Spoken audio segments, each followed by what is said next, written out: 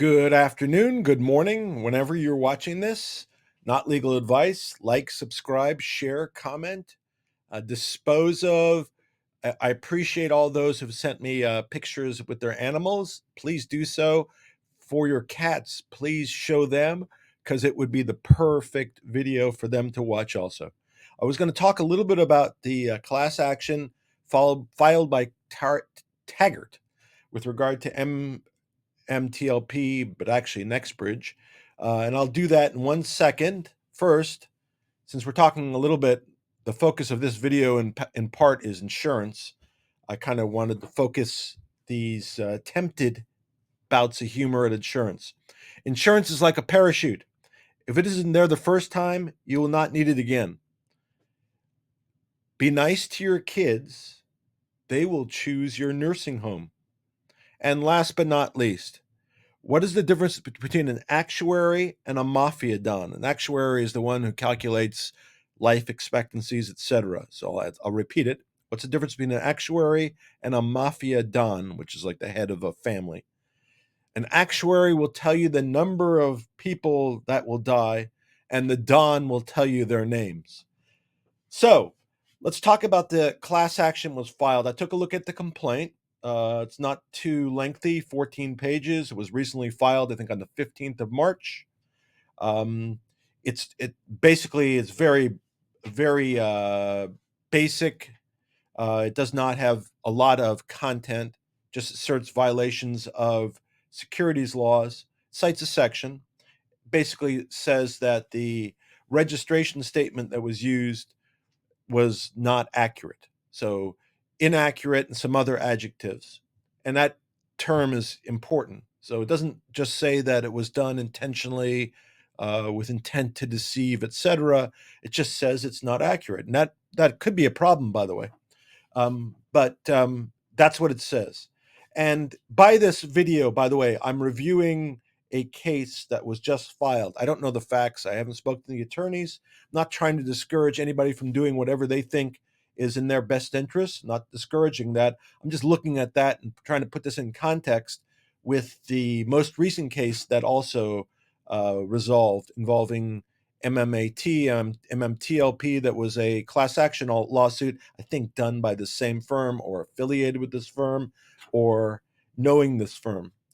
And again, these are class action cases. Class action can either be for the benefit of the shareholders or the benefit of the company.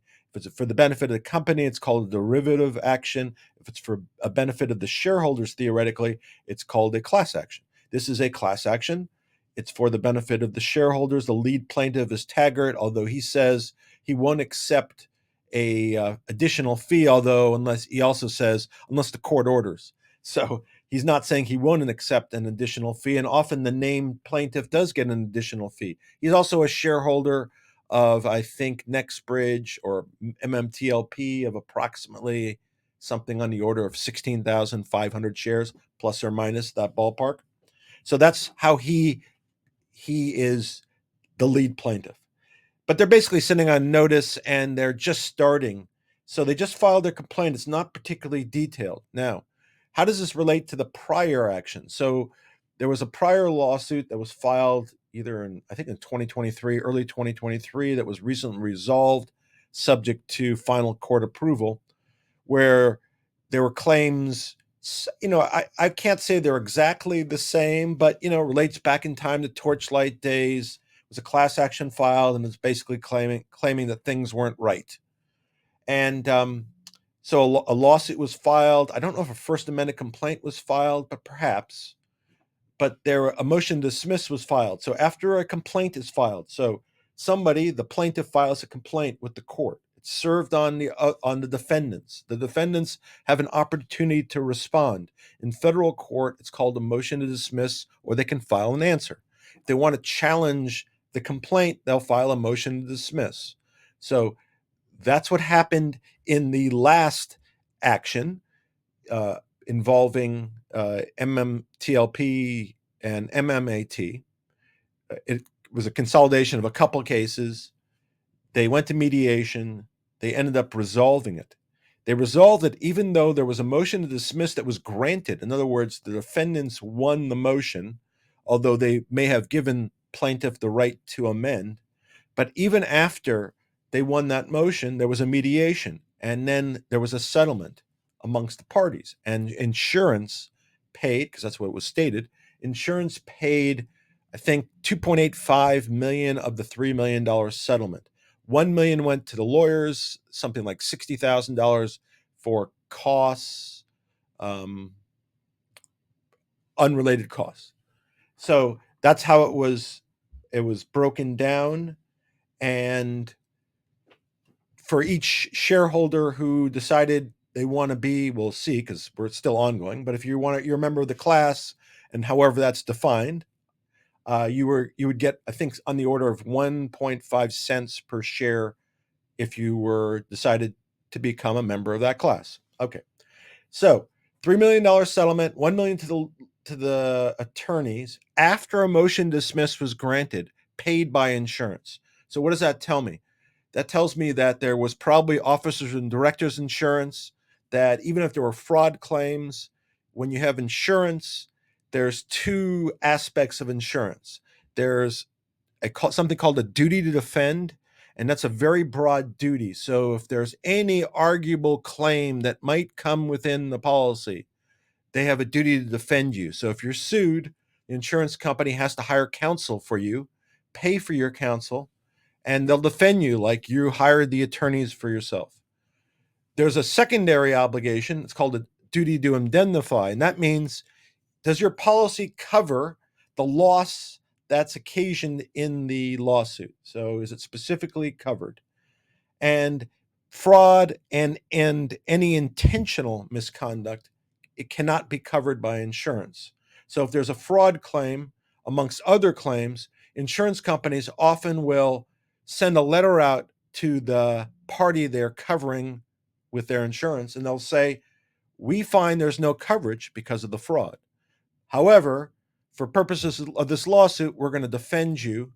And if there's a settlement, then we'll talk. And that's often done. And the reason it's done, because for the insurance company, it might be cheaper to settle than to have multiple counsel. So in that prior action, I think involving the same law firm, $3 million settlement, 1 million to attorneys, 1.5 cents per share to those who elect to participate, could be plus or minus. That was done because it was best for insurance. So now we bring it to this case, Taggart, that I saw today. Taggart sued 10 officers and directors of Nexbridge, claiming basically, again, that the registration statement's inaccurate. Very general. It will face a motion to dismiss. But here's the issue. Since these attorneys kind of know there may be insurance, they may be thinking the following. Well, there's 10 officers and directors we've named.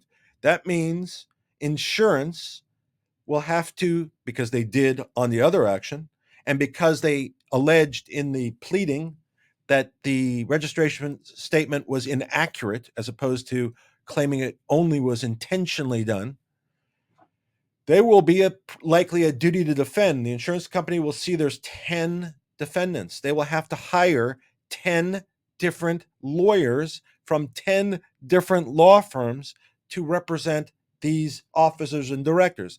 The reason they have to be from different law firms, because theoretically there would be a conflict of interest if multiple officers and directors are represented by the same law firm. That's because different officers and directors may have different responsibilities and liability. So if I maybe settled out, if I represented all the officers and directors and I settled out with two of them, that might place the other 8 in a more difficult position. So you really can't represent more than one. So insurance company, in this case, Taggart, will have to hire 10 law firms to do the defense. They will file a motion to dismiss, I guarantee you. I just read the complaint. It's not sufficient in my eyes to establish anything, and it will be challenged. If we follow this scenario, how it goes, insurance might deem it cheaper to provide some minimal settlement and be over with the case, as opposed to paying legal fees for 10 different lawyers for 10 different parties.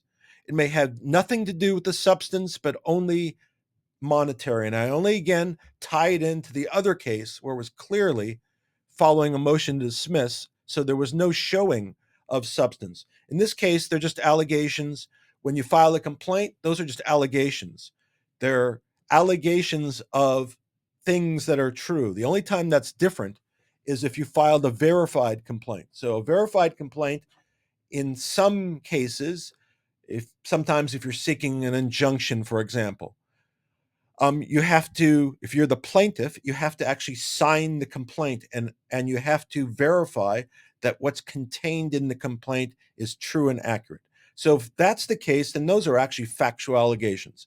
But generally, most complaints are alleged, they're just allegations. So they're not assertions of fact. So even if someone files something, it doesn't mean it's true. So here we have a class action law firm that tried, and again, I'm not throwing any disparagement at this particular class action law firm. And I'm not saying, again, that anybody who has concerns shouldn't check it out on their own. I'm just saying I saw the last action. I saw there was insurance. I see this action. I saw the pretty flimsy complaint. I see the practical problem with having to get 10 different lawyers and the costs. And I see a likely scenario where that will be the ultimate determining factor. So I don't think just by seeing what I've seen didn't influence my decision or thoughts about the validity of MMTLP and the NextBridge shares. Did nothing as to that. Actually, just made me think that insurance might be stuck and that there'll be some future resolution from insurance strictly on a monetary basis with no admission of fault and no acknowledgement or agreement as to the facts, which I think was referenced in that settlement of the prior case that I've referred to. So I'm referring to the prior case involving MMTLP and MMAT, which was a class action settled for $3 million. That indicated no acceptance of fault, and I don't think there was agreement as to facts. So moving to the instant case, which is Taggart, if it's involving the kind of same scenario as that case went, same insurance or different insurance, but same law firm, then we're just going to have a settlement. There'll be some document.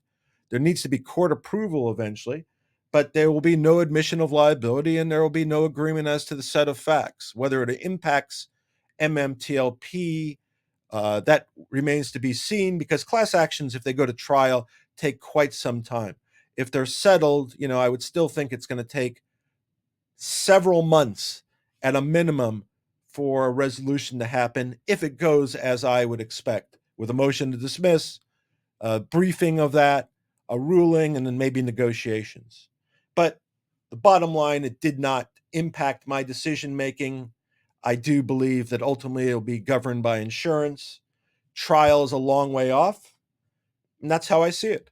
And again, if anybody has a different view or wants to pursue it, then they should. If they think they should, go for it.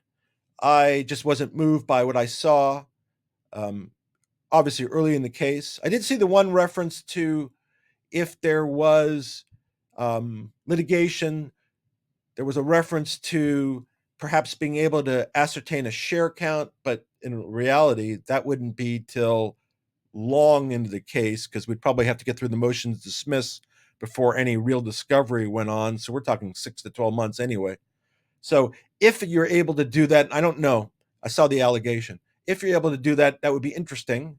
And maybe somebody could intervene. I thought about that too. Could somebody intervene in this class action to gain discovery early on? I don't know because there's a bunch of things, procedural things you have to do in a class action to get certified, et cetera, before you're able to take substantive discovery. So that's kind of how I see it. Not much to me.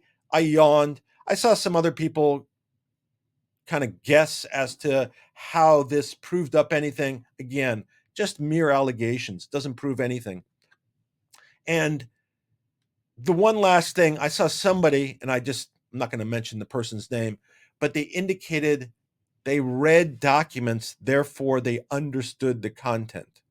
So I found that a ludicrous statement. That was their defense. I didn't challenge the statement, but I was thinking, so if I read a physics book, does that mean I understand physics? No.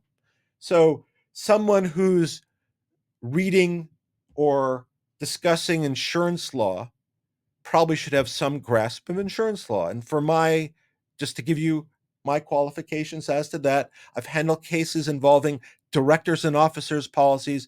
I worked for early on an insurance defense firm, which is a firm, basically law firm that's hired by different insurance companies to defend. So also involved with that. I've dealt with plenty of cases involving insurance, duty to defend, and et cetera. So I feel comfortable talking about it. I don't know the specifics, but I kind of feel comfortable in the way I have presented it, especially in light of the prior action that recently settled. If anybody has any questions, if this was super confusing, please let me know. Happy to answer any comments. And again, anybody who wants to pursue it, if thinks they have a valid suit, go for it. Um, there is a statute of limitations. So if you want to assert a claim, you probably should go to a lawyer and check it out. But from this particular one, I was not moved in any particular way, nor would I be particularly frightened. But unless I was the insurance company and had to reserve a certain amount of money for legal fees, et cetera. And basically what they do is, and because I've done this before and seen it before, is they'll literally estimate the legal costs and the cost of the case, and they'll use that to evaluate how much they'll pay to settle the case. And that actually happens. They're actually a monetary decision. So anyway, I look forward to any comments, questions. Be well and take care. And that's it for today.